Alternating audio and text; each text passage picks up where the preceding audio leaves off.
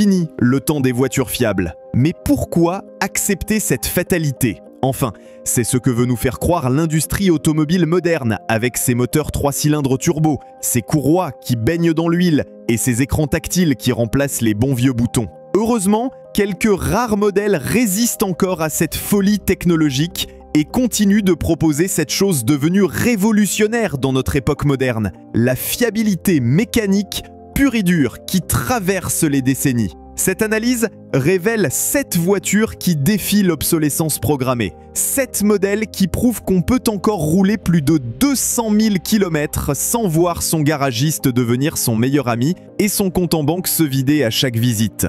Quelle est donc la première voiture qui défie ces statistiques catastrophiques? Le champion incontesté de la fiabilité reste le Toyota RAV4 2,0 L VVTi, dans sa version XA40, produite entre 2013 et 2018. Ce SUV compact illustre parfaitement la philosophie Toyota du « ça marche et ça dure » sans compromis ni artifice marketing. Son moteur 3ZR FAE de 151 chevaux développe 196 Nm de couple. Sans turbo fragile, sans injection directe high-tech, sans rien d'autre qu'une bonne vieille mécanique 4 cylindres atmosphérique équipée d'une chaîne de distribution qui ne demande jamais rien. La beauté de ce moteur réside dans sa simplicité assumée, face à la complexité moderne. Pas de courroie de distribution à changer tous les 120 000 km, avec des factures qui dépassent les 2 000 €. Pas de turbo fragile qui explose à la moindre négligence d'entretien et vous laisse sur le carreau. Pas d'injection directe qui encrasse les soupapes d'admission et nécessite un décalaminage coûteux tous les 80 000 km. Juste un bloc en fonte avec culasse aluminium, d'une robustesse à toute épreuve. Un système VVTi qui optimise les phases de distribution sans complexité excessive et une fiabilité documentée bien au-delà de 400 000 km, selon les statistiques de fiabilité TÜV. La transmission peut être une boîte manuelle 6 rapports, remarquablement robuste, dont les synchros tiennent facilement 300 000 km. Ou une CVT qui, contrairement aux idées reçues, se montre très fiable, à condition de respecter les vidanges tous les 60 à 80 000 km. La version 4 roues motrices ajoute un différentiel central et un pont arrière qui fonctionnent selon des principes mécaniques éprouvés depuis des décennies. Pas de coupleur électronique capricieux qui tombe en panne au bout de quelques années, mais un système mécanique simple qui répartit naturellement le couple selon l'adhérence disponible. Sur le marché de l'occasion, ce RAV4 se négocie entre 12 et 20 000 € selon le kilométrage et la finition. Un prix qui peut sembler élevé au premier abord, mais qui se justifie parfaitement par une décote très modérée et des coûts d'usage prévisibles, loin des factures surprises à 4 chiffres. L'entretien se limite à une vidange annuelle avec une huile de qualité, un filtre à air tous les 20 000 km et quelques pièces d'usure classiques comme les plaquettes de frein ou les amortisseurs après 150 000 km. L'exception qui confirme la règle se trouve chez Toyota avec la Corolla ou Auris 1,6 litre valvematique produite entre 2007 et 2018. Cette compacte prouve qu'on peut faire du moderne sans sacrifier la fiabilité sur l'autel de la technologie spectaculaire. Son moteur, un ZR FAE de 132 chevaux, développe 160 Nm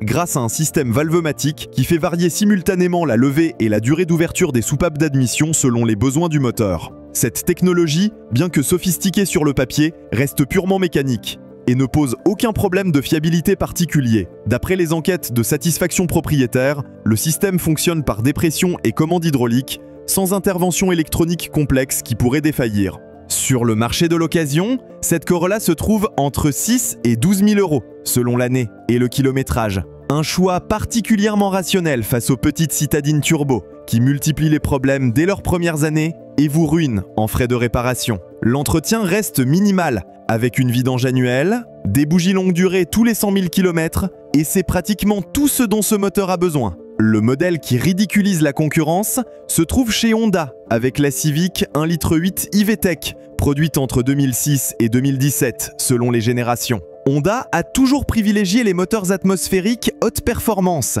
et ce, 1,8 litre de 140 chevaux illustre parfaitement cette philosophie technique assumée. Développant 174 Nm de couple, ce moteur R18A associe la technologie VTEC légendaire à une construction particulièrement soignée qui fait référence dans l'industrie. Le VTEC Honda, contrairement au système variable de ses concurrents, fonctionne de manière purement mécanique, sans électronique capricieuse. À bas régime, les soupapes s'ouvrent selon un profil de cam optimisé pour le couple et la sobriété en ville. Au-delà de 3000 tours, un système hydraulique simple engage un profil de cam plus agressif qui privilégie la puissance et permet au moteur d'exprimer son potentiel. Cette mécanique, rodée depuis les années 80, ne présente aucune faiblesse particulière et vieillit remarquablement bien. La boîte de vitesse manuelle, 5 ou 6 rapports selon les versions, affiche une solidité remarquable qui défie les années. Les synchros tiennent facilement au-delà de 300 000 km, même en usage urbain intensif.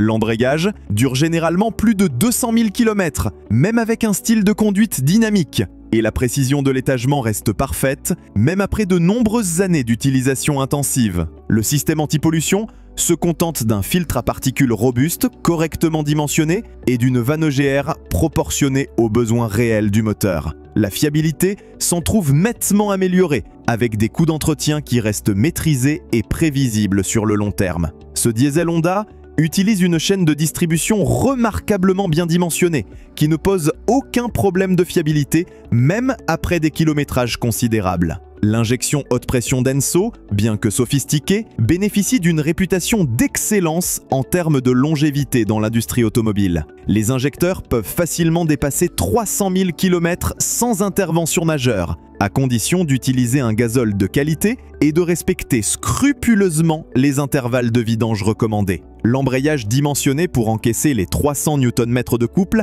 tient généralement plus de 200 000 km, même en usage mixte avec de nombreux démarrages en côte. La boîte manuelle 6 rapports offre un étagement parfaitement adapté aux caractéristiques du moteur, avec un 6e rapport long qui maintient le régime moteur sous les 2000 tours à 130 km/h et optimise la consommation sur autoroute. L'outsider, qui surprend tout le monde, arrive avec la Suzuki Swift 1,2 litre Dual Jet produite entre 2014 et 2020, mais de préférence dans sa version non hybridée pour éviter toute complexité supplémentaire. Ce petit moteur 4 cylindres de 90 chevaux développe 120 Nm de couple grâce à une double injection qui combine multipoint et direct selon les conditions de fonctionnement du moteur. Suzuki a conservé une approche très conservatrice avec ce moteur K12C, en ignorant délibérément les modes technologiques. Pas de turbocompression fragile qui explose au moindre problème d'entretien. Pas de downsizing excessif qui fait fonctionner le moteur à la limite de ses capacités. Juste un 4 cylindres bien dimensionné, équipé d'une chaîne de distribution et d'une électronique simplifiée, qui privilégie la fiabilité aux performances spectaculaires. La double injection fonctionne selon des algorithmes éprouvés, qui privilégient la fiabilité à la performance pure et évitent les défauts de l'injection directe sol. Le système utilise l'injection multipoint à froid et à bas régime, puis ajoute l'injection directe pour optimiser la combustion à chaud. Cette approche évite l'encrassement des soupapes d'admission qui affectent les moteurs équipés uniquement d'injection directe. Cette Swift se distingue par un poids contenu sous les 900 kg grâce à une construction intelligente qui évite le surpoids moderne. Ce poids plume permet au petit moteur atmosphérique de proposer des performances correctes en ville comme sur route, tout en maintenant une consommation remarquable entre 5,0 litres et 5,5 litres au 100 km. Les rares problèmes documentés concernent parfois la batterie 12 volts, qui peut montrer des signes de faiblesse après 4 à 5 années d'usage intensif ou quelques roulements de roues à surveiller après 150 000 km en usage mixte. Des interventions mineures qui ne remettent jamais en cause la disponibilité du véhicule et se règlent chez n'importe quel garagiste de village. Le révolutionnaire de la sobriété se trouve chez Mazda, avec la 3,2 litres Skyactiv G produite entre 2014 et 2019. Mazda a développé une approche technique révolutionnaire avec sa technologie Skyactiv qui optimise le rendement des moteurs atmosphériques plutôt que de recourir au turbo comme solution de facilité. Ce moteur, PEVPS de 120 ou 165 chevaux selon les versions, développe 210 Nm de couple grâce à un taux de compression exceptionnellement élevé et une gestion électronique sophistiquée mais fiable. La particularité remarquable de ce moteur réside dans son taux de compression de 14:1 exceptionnellement élevé pour un moteur essence atmosphérique moderne. Cette caractéristique technique, rendue possible par une chambre de combustion optimisée au millimètre et une injection très précise, améliore sensiblement le rendement thermique sans sacrifier la fiabilité mécanique fondamentale. Le système Skyactiv G évite soigneusement tous les pièges de la modernité automobile en restant fidèle aux principes mécaniques éprouvés. Pas d'injection directe haute pression qui encrasse les soupapes d'admission et nécessite un décalaminage coûteux. Pas de turbo fragile qui transforme chaque négligence d'entretien en catastrophe mécanique. Pas de courroie de distribution humide qui se décompose prématurément. Juste une mécanique 4 cylindres équipée d'une chaîne silencieuse et d'une électronique qui ne cherche pas à compenser les défauts de conception par des artifices logiciels complexes. La transmission peut être une boîte manuelle, 6 rapports, remarquablement précise qui fait honneur à la tradition Mazda, ou une automatique Aisin 6 rapports d'une robustesse exemplaire dans l'industrie. Cette dernière, développée conjointement avec Toyota, bénéficie de décennies d'évolution et ne présente aucune faiblesse particulière, à condition de respecter les vidanges préventives tous les 60 000 km. Les seuls problèmes parfois rencontrés concernent le système d'infodivertissement des premières séries, qui peut se montrer capricieux avec ses mises à jour, mais sans jamais affecter le fonctionnement mécanique du véhicule. Le châssis et la suspension affichent une solidité remarquable, avec des cils en bloc qui tiennent facilement au-delà de 150 000 km, et des amortisseurs qui conservent leur efficacité sur de longues distances. Le summum du luxe fiable se trouve chez Lexus, avec la IS 250 V6, produite entre 2006 et 2012. Cette berline premium illustre parfaitement la philosophie Lexus du surdimensionnement mécanique, qui refuse les compromis techniques. Son moteur 4 GR FSE de 208 chevaux développe 252 Nm grâce à une architecture V6 particulièrement raffinée qui ignore délibérément les modes du downsizing. Ce moteur associe intelligemment injection directe et multipoint selon les conditions de fonctionnement, évitant ainsi les problèmes d'encrassement des soupapes d'admission qui affectent dramatiquement les moteurs équipés uniquement d'injection directe. La construction fait appel aux meilleurs matériaux disponibles, avec un bloc aluminium, des chaînes de distribution duplex et une électronique de gestion particulièrement conservatrice qui privilégie la longévité à la performance pure et l'esbrouf technologique. La transmission automatique 6 rapports développée par Aisin démontre une douceur et une fiabilité exemplaires qui font référence dans l'industrie automobile. Les rapports s'enchaînent avec une précision chirurgicale. Le convertisseur de couple est dimensionné très largement pour encaisser sans effort les sollicitations, et l'ensemble peut facilement dépasser 400 000 km sans intervention majeure, selon les retours propriétaires. Cette Lexus IS 250 consomme entre 8,5 litres et 9,5 litres au 100 km. Un chiffre qui peut paraître élevé comparé aux annonces marketing des citadines modernes, mais qui s'explique par le surdimensionnement volontaire du moteur et sa construction sans compromis. Cette consommation reste remarquablement stable dans le temps, contrairement aux petits moteurs turbo qui voient leur appétit augmenter inexorablement avec l'usure du turbocompresseur et de la segmentation. L'entretien préventif se limite à des vidanges consciencieuses tous les 10 000 km, avec une huile synthétique de qualité premium, une vidange de boîte automatique tous les 60 à 80 000 km et le remplacement des consommables classiques selon leur usure naturelle. La pompe à eau peut nécessiter un remplacement préventif vers 150 000 km. Les étriers de frein peuvent gripper après de nombreuses années d'usage intensif, mais ces interventions restent ponctuelles, prévisibles et n'immobilisent jamais le véhicule de manière impromptue. Ces 7 voitures partagent plusieurs caractéristiques communes qui expliquent parfaitement leur fiabilité exceptionnelle face à la médiocrité ambiante.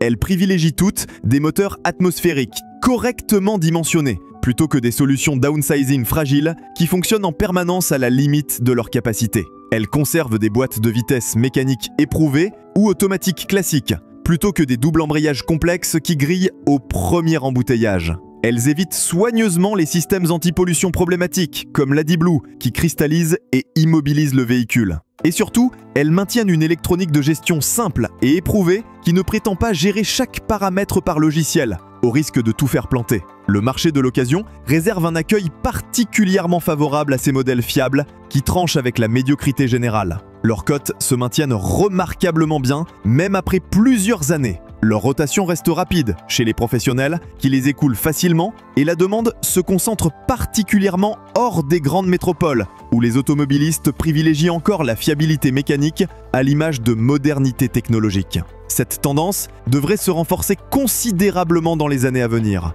Les consommateurs commencent enfin à comprendre que les voitures électriques perdent plus de 50% de leur valeur en 3 ans à peine, que les systèmes d'aide à la conduite tombent systématiquement en panne dès la fin de garantie avec des factures astronomiques et que la dépendance aux mises à jour logicielles transforme chaque véhicule en produit jetable soumis au bon vouloir du constructeur. Face à cette dérive technologique préoccupante, ces 7 voitures représentent un véritable retour aux fondamentaux automobiles. Ces voitures ultra fiables constituent également un investissement nettement plus rationnel que leurs concurrentes modernes bourrées d'électronique. Leur décote mesurée, leur coût d'entretien parfaitement prévisible et leur longévité exceptionnelle se traduisent par un coût réel au kilomètre nettement inférieur à celui des véhicules technologiquement avancés qui nécessitent des interventions coûteuses et imprévisibles dès leurs premières années de service. L'industrie automobile actuelle nous impose sa vision d'un futur électrique et connecté qui enrichit surtout les constructeurs et les réparateurs agréés. Mais ces 7 modèles prouvent qu'on peut encore choisir intelligemment la simplicité mécanique et la fiabilité à long terme. Dans un monde où l'obsolescence programmée devient malheureusement la norme industrielle, ils représentent une forme de résistance technique qui mérite d'être préservée, encouragée et transmise aux générations futures qui hériteront de nos choix technologiques actuels.